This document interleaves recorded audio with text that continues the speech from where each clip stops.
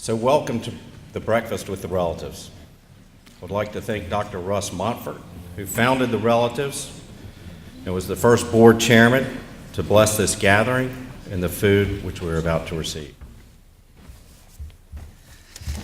Let us pray.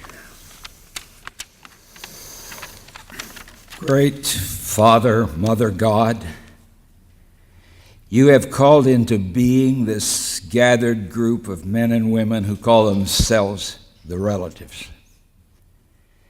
They are the volunteered relatives of children and adolescents who have lost their way, whose ties to their birth families may be perilously frayed. For some of them, the place called home is a place of terror, of insults and put-downs, a place of neglect and stony silences. Stony silences sometimes, at other times shouted obscenities. This gathering, these people, are the self-designated relatives of any confused, frightened, and uncertain kid who summons the courage to ring the bell at their relative's house, or take their phone in hand and punch in the numbers and say, "Help." God bless them, these relatives. God bless them, these children. God bless the frightened parents who call in the reserves, their relatives. Bind them all in love. Now, accept our thanks for this lovely gathering and for this food. Amen. My name is John Wickham, and I have the privilege to serve as the chair of the board of directors for the Relatives. It has meant a lot to me. This is an important organization and a wonderful group. I'd like to start by thanking our sponsors, Quick Trip, Wells Fargo, Austin and Bird, Cardinal Partners, FCA Partners, Strathmore Capital Advisors, and Harris Teeter. I'd also like to say thank you to Designer Glass Mosaic for the beautiful centerpieces which were made by kids at the Relatives. And a special thanks to John Sumas at our Safe Place location, Chick-fil-A South End, for providing the chicken biscuits, and the scone shop for the delicious scones. This year marks the 40th anniversary of the Relatives, and this is our 7th annual breakfast. Dr. Montfort and those who helped him start this amazing effort must feel very proud of the initiative they began 40 years ago. The Relatives continues to be an advocate and a voice for those who have no voice. It serves as a place of support, caring, and guidance. The faces have changed at the Relatives over the years, but the commitment to youth has not. And here's a room full of adults united in the effort to give these youth in need a chance to not only survive, but to succeed. As we share this time together, we hope to give you some insight.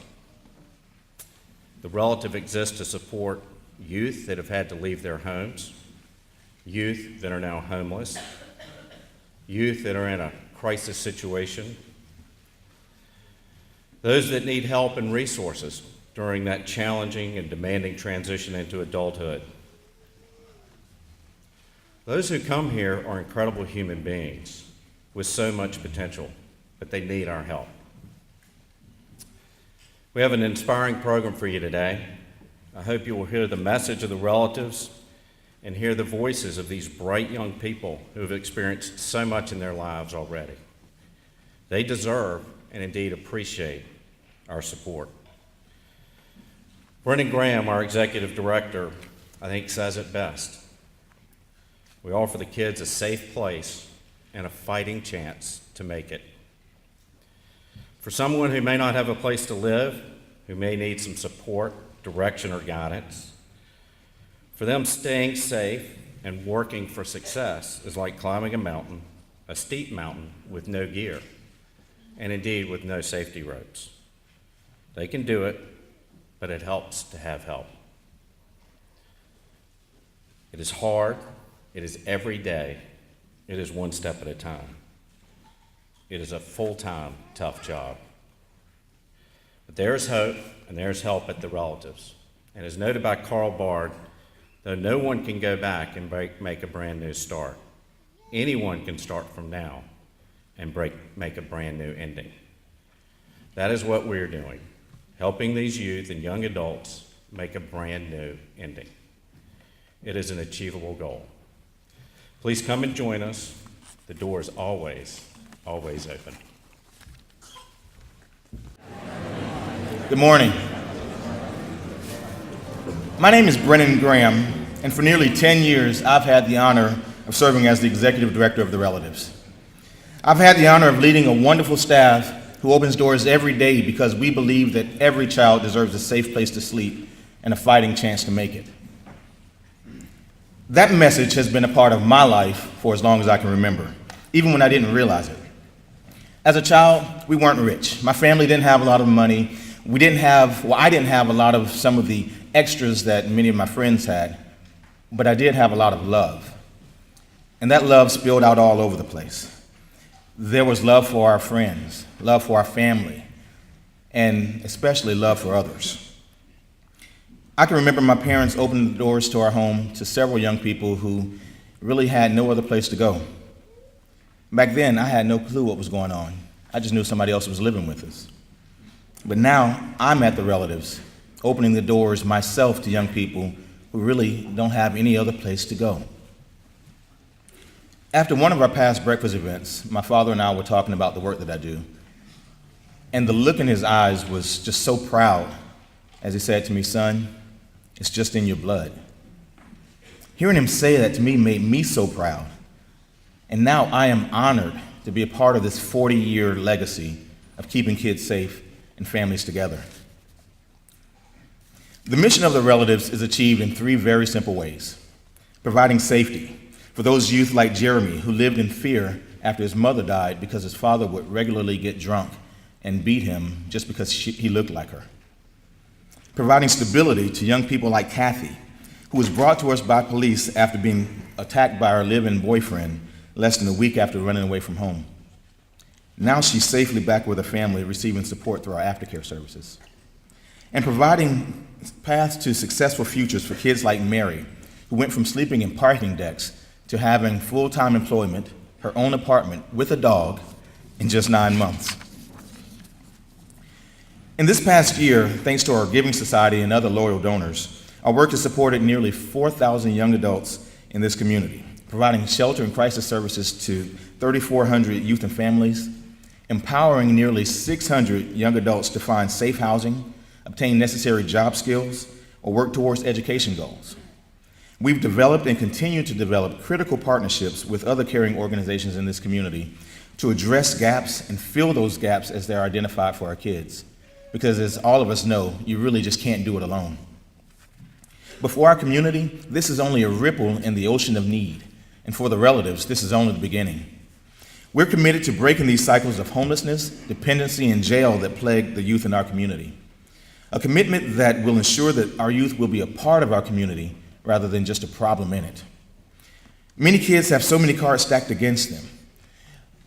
Of the nearly 130 young people that we served at our crisis center last year, who were 16 to 17 years old, we're confident that only a handful of them truly had the foundation of education, support, knowledge, and preparation to survive after they turn 18. 65% of the young adults seeking help at our Armament Resource Center already had extensive criminal records. 40% had not completed farther than 9th grade. More than half were or had been homeless. Many of them sleep outside our office door every night. And amazingly, but not surprisingly, nearly 90% of them had been in foster care or in one of our public systems. I dream of the day when every young person has a safe place to call home that has the love and support that everyone needs to be successful. a day when we can break that cycle of homelessness for our young people. I dream of the day when our kids who have aged out of our systems age out to college or career readiness instead of to the streets, the shelters, and jail. I dream of the day when the cost of preparing young people to be truly successful is not the primary barrier to making this a reality. For the relatives, that cost is about $1,100 per child. It's a mere drop in the bucket compared to the nearly $28,000 per inmate we spend each year. In order to make these dreams happen, we need systemic change. Much of that starts with awareness. We need folks to understand that the face of homelessness and crisis is not just an adult face. Our young people are growing up in our systems and in our community headed to jail or to live on the streets, becoming prostitutes, stealing, and getting arrested just so they can eat or have a place to sleep. We need to add more feet on the ground to actually reach out to those young people on the streets so they can know that there's support out there for them. We know that one additional staff member in our services can impact the lives of more than 100 young people through our direct services and case management. We need to identify safe housing options that support the unique needs of our young people, so whose backgrounds and lack of family support and unpreparedness keep them rotating through those cycles of homelessness and dependency. But if we don't make those changes, well, shame on us. We will have turned our backs on some of our community's most vulnerable citizens. Kids who are raised being beaten down every step of the way. Kids who are raised and witnessed and lived so many things that are just so horrific that I know I'm not strong enough to even survive. Kids who have never been taught that better is possible and survival should not be the ultimate goal. Kids who have had every door closed in their faces and sometimes are really just even afraid to knock. Kids who have become adults and age out with a mountain of debt or bad credit because someone has used their social security number all of their lives. These kids deserve at least a little crack in the door so a glimmer of light can shine through. So I want to ask each of you in this room today to join the relatives in pushing more doors open for our young people. Because together, we will make sure that every young person has a safe place to sleep and a fighting chance to make it. Good morning. My name is Felecia Austin. We learned about the relatives through my husband's job. We thought it would be a great place to get involved. Little did we know we'd need their help. We have moved 4 times in the last 5 years for work, and each time my youngest daughter, Teresa, seemed to adjust very well. But this time it was different. She started skipping school, leaving for days at a time, and it seemed like all we did was argue when she was home. Then she was gone for 3 days. I was terrified. Oh my God, where is she? It seemed, is she safe? Is she alive? I'm praying the whole entire time. Just keep her safe. Just keep her safe. We went to the police. They were very little help. We didn't find any true assistance until we called Curtis at the relatives. Curtis said, when she comes home, just bring her. Just bring her and don't worry about it, anything.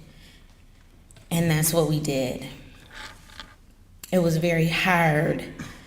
It was hard for me to leave her, but I knew it was the best thing for her.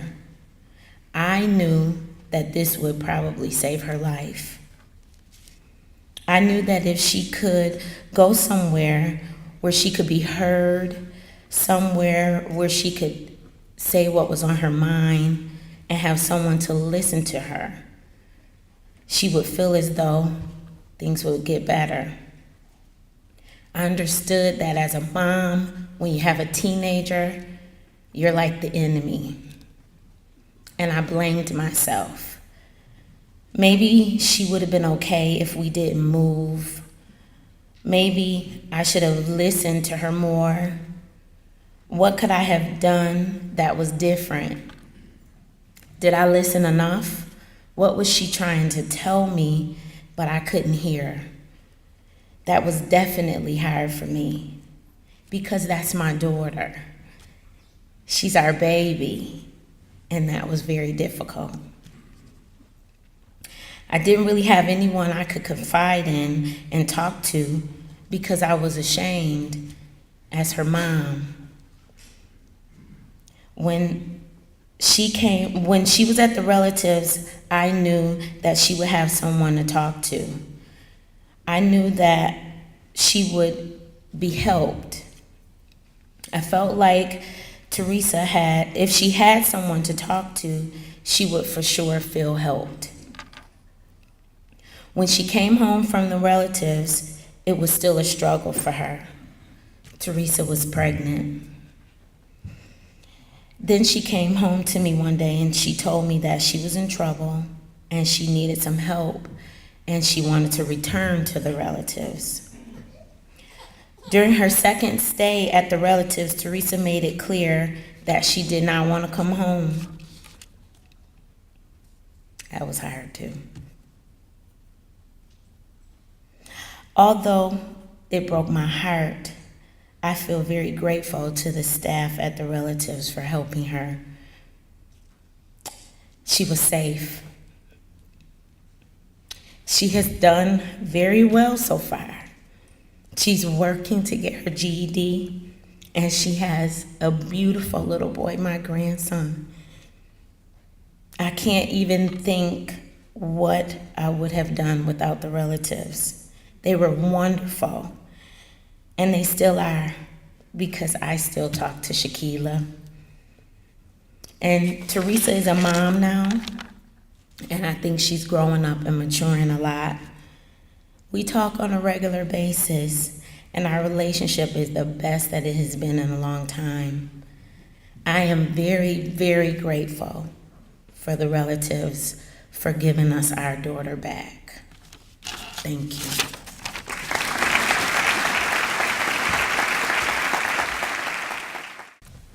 Morning, everyone.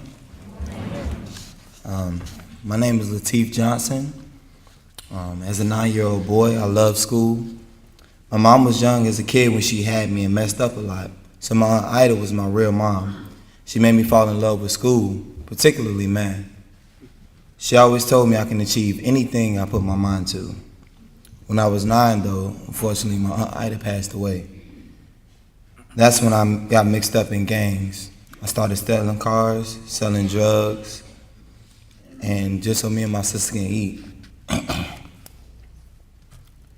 had my first shootout when I was 10. I got my first tattoo when I was 12. My mom told me the only reason she let me get my name tattooed on me was so that the police can identify me. She didn't think I would make it past 16. She said I was probably going to end up in jail for the rest of my life or dead. Me and my mom didn't have a good relationship. I was kind of on my own. My mom would tell me I can come home, but then she'd pick and choose when she wanted to kick me out. My dad didn't claim me either, or his other 16 children he fathered. My life was a mess. I ended up in Stonewall Jackson Correctional Facility for 16 months. That's where I decided I did not want to be in jail. When I got home, someone from the Big Brothers brought me to the relatives on-ramp program. Miss Courtney was my counselor. She's awesome. Kudos. Miss Courtney is probably the best counselor at the relatives. She will keep you moving forward. She will keep you going forward the whole way, but she will not tolerate slack.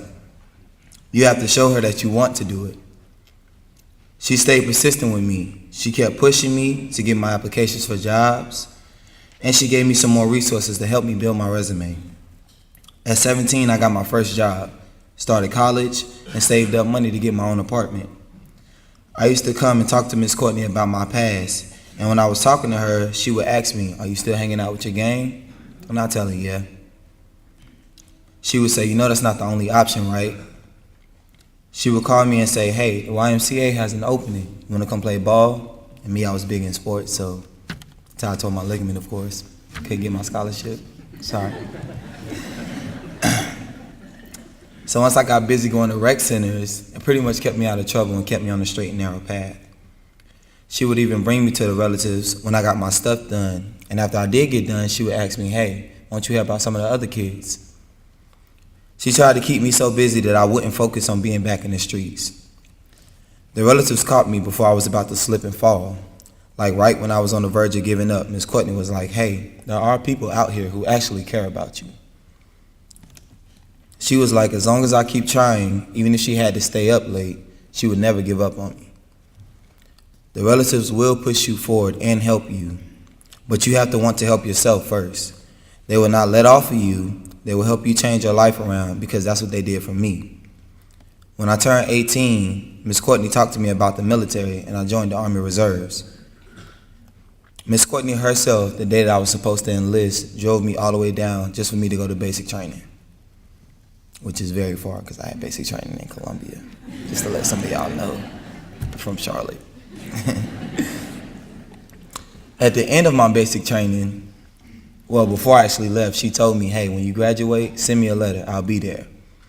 We couldn't have our phones, so at the end of my basic training, I was walking across stage, going to meet my family, and out the blue, you just seen his face. Hey, Latif, I'm here. I told you I was going to make it.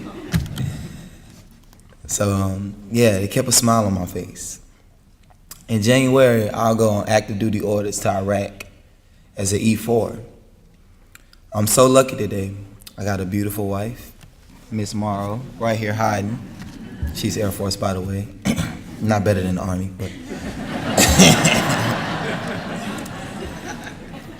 I have a beautiful baby girl who's not here. She's in daycare right now, 1.5 years old, and I promise you the best ball of joy y'all can ever meet.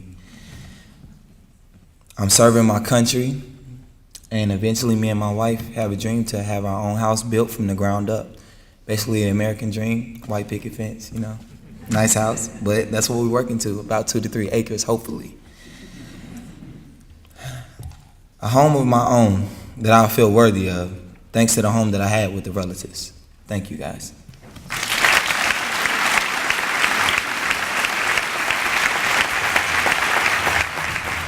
Thank you, Felecia and Latif, for sharing your remarkable stories.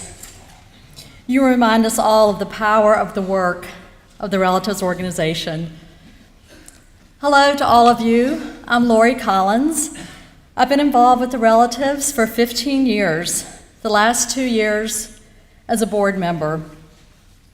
I've known about the Relatives even longer as a Dilworth resident. What drew me to the Relatives a few years ago was hearing about the work they do with youth aging out of foster care. Kids riding around on a city bus on their 18th birthday because they have nowhere else to go. How lonely and frightening that must feel. And I pictured my 17-year-old niece in that situation. Sometimes I feel overwhelmed by all the needs in the community, and I think, what can I do? What can I really do that makes any difference? Last summer, I read a quote that helped me see what I can do and inspired me. The poet Mary Oliver wrote, "There are things you can't reach, but you can reach out to them, and all day long." And then I understood. We can stand with them. We can stand with the youth, with the kids in crisis. We can stand with the young adults trying to make an independent life.